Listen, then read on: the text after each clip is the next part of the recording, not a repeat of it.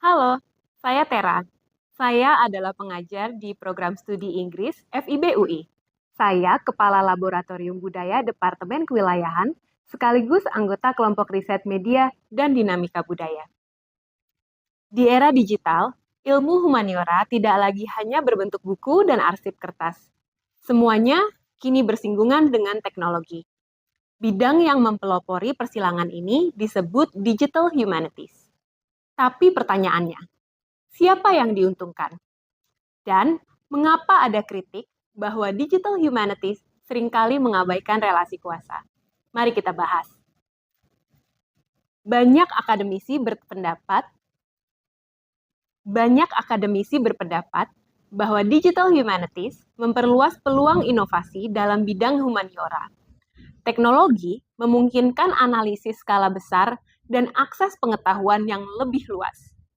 Tapi, tidak sedikit juga kritik terhadap digital humanities, terutama bahwa bidang ini sering nampak apolitis, terlalu teknis, dan kurang memperhatikan isu-isu kemanusiaan seperti ras, gender, dan ketidakadilan sistemik lainnya.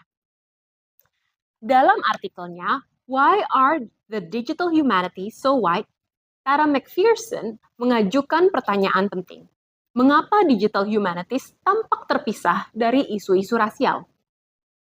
Ia berargumen bahwa perkembangan teknologi di Amerika Serikat, khususnya ide modularity dalam pemrograman, berangkat dari logika diskriminatif.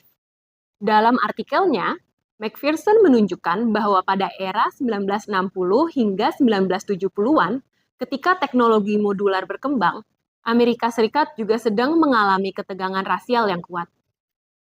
Menurut McPherson, dalam perkembangan teknologi, logika modularitas yang memecah entitas menjadi bagian-bagian terpisah memiliki kemiripan dengan cara masyarakat memisahkan pembahasan tentang relasi kuasa dari ranah teknis. Menurutnya, inilah salah satu alasan mengapa proyek digital humanities sering menghindari isu ketidaksetaraan, bukan karena niat, tetapi karena praktik teknis dan budaya yang secara historis memang cenderung memisahkan masalah sosial dari masalah teknis. Argumen McPherson adalah salah satu respon kritis terhadap digital humanities, yang kini disebut critical digital humanities. Pendekatan ini menekankan bahwa teknologi bukanlah alat yang netral. Ada nilai, bias, dan kekuasaan yang tertanam dalam algoritma, struktur data, perangkat lunak, dan bahkan dalam pendanaan proyek digital.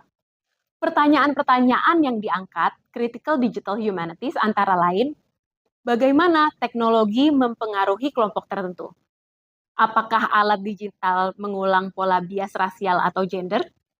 Siapa yang memiliki akses dan siapa yang tertinggal? Bagaimana kita merancang humaniora digital yang lebih adil dan inklusif? Dengan mengangkat masalah-masalah ini, Critical Digital Humanities berusaha memastikan bahwa inovasi teknologi tetap peka terhadap konteks sosial dan sejarah ketidaksetaraan sistemik, sesuatu yang menurut McPherson sering diabaikan dalam pendekatan digital humanities generasi awal.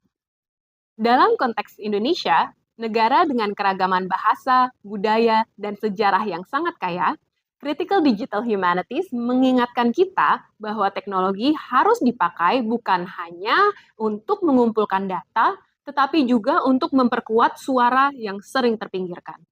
Dalam perspektif Critical Digital Humanities, ketika kita mendigitalisasi arsip budaya lokal, membuat peta sejarah komunitas adat, atau membangun proyek digital bahasa daerah, kita tidak sekedar sedang menggunakan teknologi untuk mengembangkan ilmu humaniora, tetapi justru membuka ruang baru bagi pengetahuan yang berkeadilan.